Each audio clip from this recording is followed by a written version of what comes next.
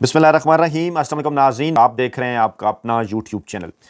नाज़रीन, इमरान खान साहब को रातों रात पिम्स अस्पताल लाने और फिर वापस अडयाला जेल शिफ्ट किए जाने के बाद एक अहम तरीन और बड़ी डेवलपमेंट सामने आई। और जुमेरात के दिन सुबह सवेरे जब मैं ये वीडियो आपके सामने रख रहा हूँ, इत्तलात हैं, कन्फर्म्ड इत्तलात हैं कि तकरीबन 24 घंटे पहले बुध की सुबह इमरान खान साहब को अडयाला जेल में एक नाम नहाज सहाफ़ी के ज़रिए, जो कि पाकिस्तानी इस्टेब्लिशमेंट के इंतहाई करीब समझे जाते हैं, पाकिस्तानी इस्टेब्लिशमेंट की तर्जुमानी भी करते हैं, उनकी जानिब से इमरान खान साहब को एक तहरीरी पैगाम भिजवाया गया है। ये तहरीरी पैगाम क्या है और इस पर इमरान खान साहब का आने वाला रद्द-ए-अमल, जो कि इत्तलात के मुताबिक बड़ा इंटरेस्टिंग है, बड़ा दिलचस्प है, उसकी तफसीलात आपके सामने रखेंगे। लेकिन इस वक्त जब मैं आपके सामने ये वीडियो रख रहा हूँ, ये इत्तलात भी हैं कि इस्लामाबाद के अंदर 3 बड़ों की दौड़ें लग चुकी हैं। इन 3 बड़ों के अंदर शामिल हैं सदर आसिफ जरदारी साहब, चुंतखब वज़ीर-ए-आज़म शहबाज शरीफ साहब और army chief general Asim Munir साहब, जो कि हर कीमत पर इमरान खान साहब से, तीनों अहम तरीन शख्सियात हर कीमत पर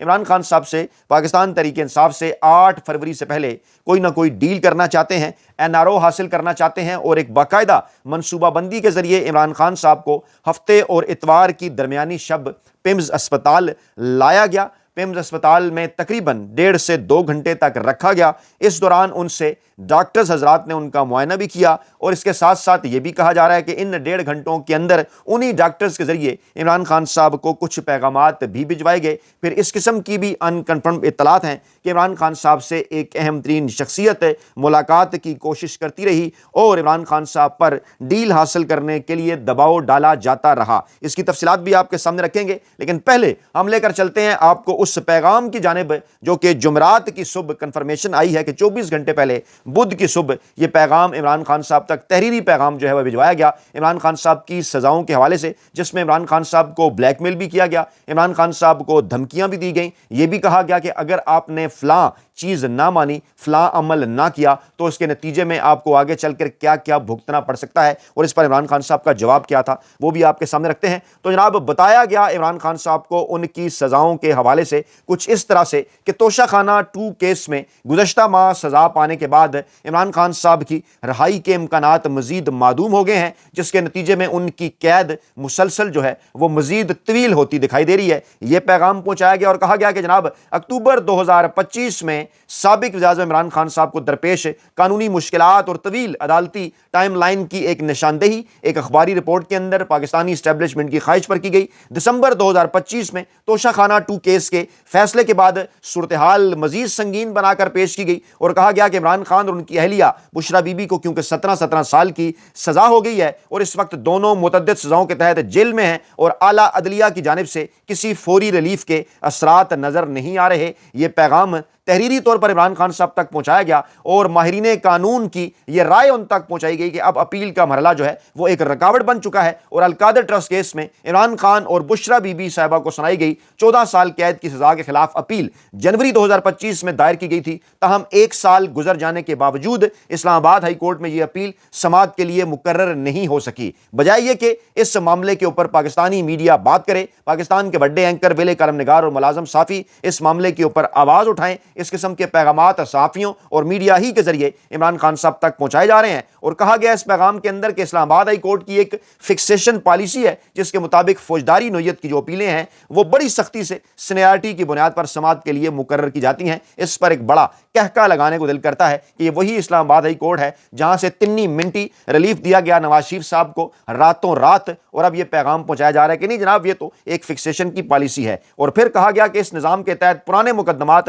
बिलखसूस ऐसे केसेस को तरजीह दी जाती है जो सजाए मौत या उम्र कैद से जुड़े हों और नतीजतन इमरान खान साहब की अपील से कहीं पहले दायर की गई अपीलें, फौजदारी अपीलें समाअत की मुंतज़िर हैं, जिसके बायस से मामूल के अदालती तरीकाकार के तहत यह इम्कान कम दिखाई देता है कि इमरान खान साहब की अपील जल्द समाअत के लिए मुकर्रर हो। यह पैगाम बाकायदा तौर पर तहरीरी तौर पर इमरान खान साहब तक पहुंचाया गया। इसके मकासद क्या है आगे चलकर आपको बताते हैं। कहा गया कि मासवाई इसके कि अदालत खुद इनकी अपील तरजीह बुनियादों पर समाअत के लिए मंजूर कर ले, यानी एक ایک امید کی کرن یا ایک راستہ بھی دکھایا گیا کہ ایسی کون سی صورتحال ہو سکتی ہے جب عدالت خود ان کی یہ اپیل ترجیحی بنیادوں پر سماعت کے لیے منظور کر سکتی ہے۔ پھر ایک پاکستان تحریک انصاف کے اندرونی ذرائع کے حوالے سے ایک درفنتنی چھوڑی گئی اس پیغام کے اندر کہ جناب وہ تسلیم کرتے ہیں پی ٹی آئی کے ذرائع کہ اگر ایسی ترجیح فکسیشن نہ دی گئی تو القادر ٹرسٹ کیس کی اپیل کی باقاعدہ سماعت کے مقرر ہونے میں مزید کئی ماہ لگ سکتے ہیں، اور دسمبر 2025 میں توشہ خانہ 2 کیس میں سزا سنائے جانے کے بعد صورتحال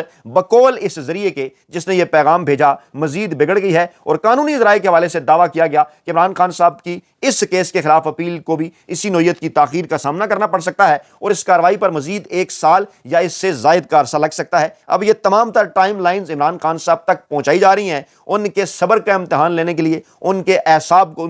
کو جانچنے کے لیے، اور پھر آگے چل کر کہا گیا کہ سوائے اس کے کہ عدالت جلد سماعت کا فیصلہ کر لے، پاکستان تحریک انصاف سے وابستہ ایک سینئر وکیل کو کوٹ کرتے ہوئے یہ کہا گیا کہ اس کا مطلب یہ ہے کہ اگر کسی ایک مقدمے میں عمران خان صاحب کو ریلیف مل بھی جائے تو دوسری سزا عمران خان صاحب کو جیل میں رکھے گی۔ اب یہ پاکستان تحریک انصاف کے ایک نامعلوم وکیل کے اوپر یہ کوٹ ڈالا گیا، اور پھر 9 مئی کے حوالے سے کہا گیا کہ کئی مقدمات زیر التوا ہیں، اور پاکستان تحریک انصاف کے اپنے قانونی ماہرین یہ بات تسلیم کرتے ہیں کہ استغاثہ کے پاس اب بھی اتنی گنجائش موجود ہے کہ وہ مقدمات کو طول دے سکے جس کے باعث کسی ایک کیس میں ضمانت یا بریت کے باوجود رہائی ممکن نہیں ہو سکے گی۔ اب یہ ایک پورا ماحول کریٹ کیا گیا اس پیغام کو آگے پہنچانے میں عمران خان صاحب کو تحریری طور پر، تاکہ بدلے میں وہ عمران خان صاحب سے کیا حاصل کر سکیں آگے آپ کو بتاتے ہیں۔ کہتے ہیں جناب پاکستان تحریک انصاف کے اندر موجود جو سنجیدہ قیادت ہے بقول ان صاحب کی زبانی، وہ کہتے ہیں اسے بڑی گہری تشویش ہے کہ عمران خان کے لیے قانونی راستہ بڑی تیزی کے ساتھ تنگ ہو رہا ہے، اور ان رہنماؤں کے مطابق پارٹی کے اندر جو موجود سخت گیر عناصر ہیں ان کی جانب سے مسلسل محاذ رائے کی پالیسی نے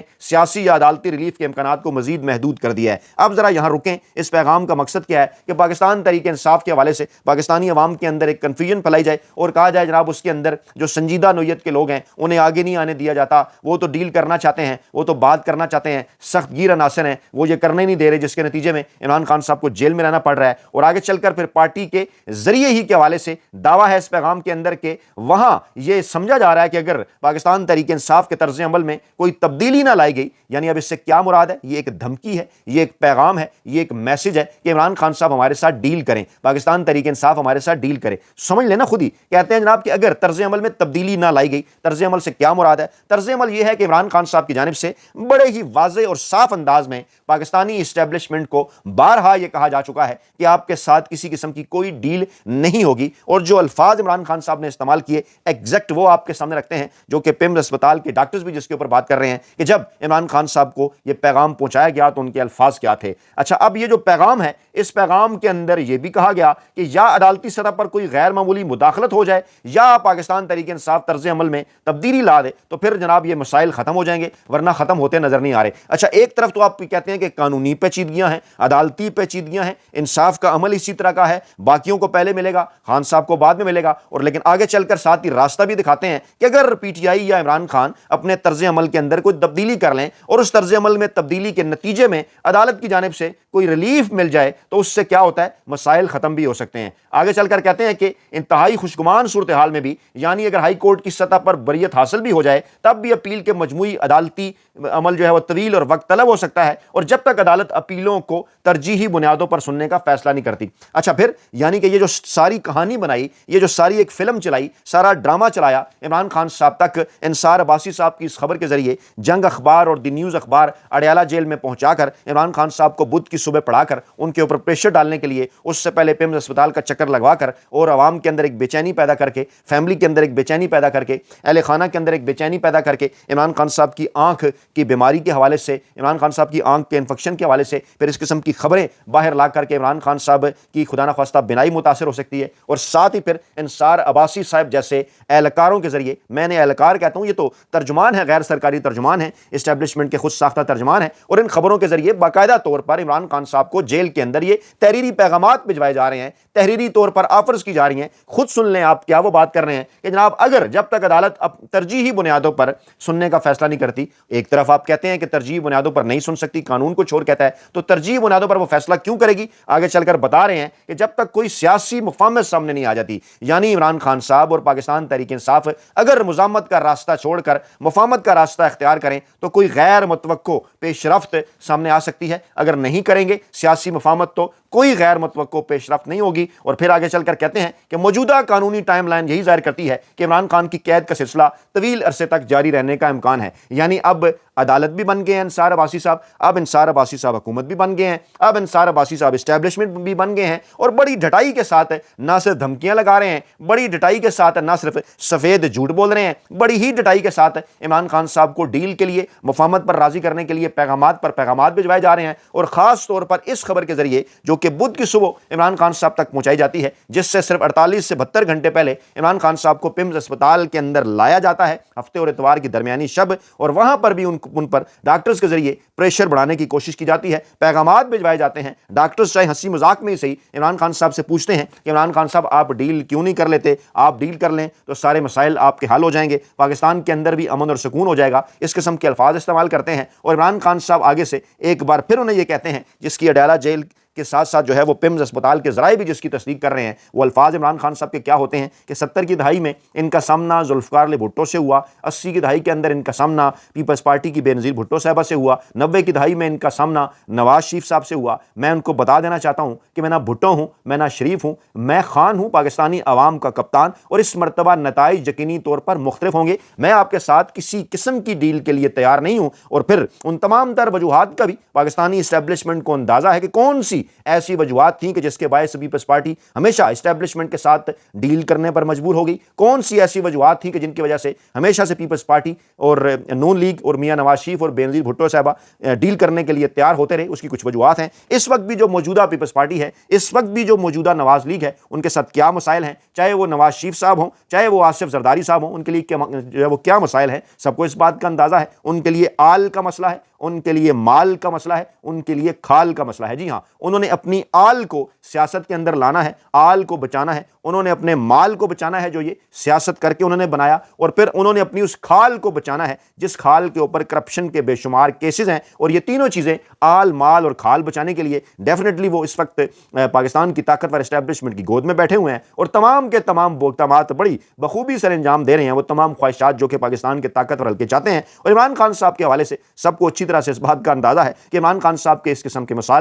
مسائل نہیں، نہ انہیں کوئی آل بچانی ہے کسی سیاسی مستقبل کے لیے، نہ انہوں نے کوئی مال بنایا جس سے وہ بچائیں، اور نہ ہی انہوں نے کوئی کرپشن کی جس کے نتیجے میں انہیں اپنی کھال بچانی پڑے۔ تو آل، مال اور کھال کا معاملہ کیونکہ ان کے ساتھ ہے نہیں، انہوں نے بڑے واضح اور صاف انداز میں اس لیے عمران خان صاحب نے وہ تین بڑے جو کہ اس وقت پوری کوشش میں ہیں، میں دوبارہ نام رکھ دیتا ہوں، چاہے وہ آصف زرداری صاحب ہیں، چاہے وہ شہباز شریف صاحب ہیں، چاہے وہ فیلڈ مارشل عاصم منیر صاحب ہیں، ملکی ملاقاتیں ہوں، بیرونی ملاقاتیں ہوں، آنیاں جانیاں ہوں، عالمی لیڈرز سے کہ منت ترلے ہوں، سب کچھ ایک ہی جانب اشارہ کرنے ہیں، پیغامات در پیغامات کا سلسلہ ہوں کہ عمران خان صاحب کسی نہ کسی طریقے سے ڈیل کرنے کے لیے تیار ہو جائیں۔ لیکن عمران خان صاحب کا ایک ہی پیغام ہے ان کے لیے کہ نہیں جناب، آپ نے گھبرانا نہیں ہے، کیونکہ ڈٹ کے کھڑا ہے کپتان۔ اپنا بہت خیال رکھے گا، دعاؤں میں یاد رکھے گا۔ نئی ویڈیو کے ساتھ جلد حاضر ہوں گے۔ اللہ نے کے بعد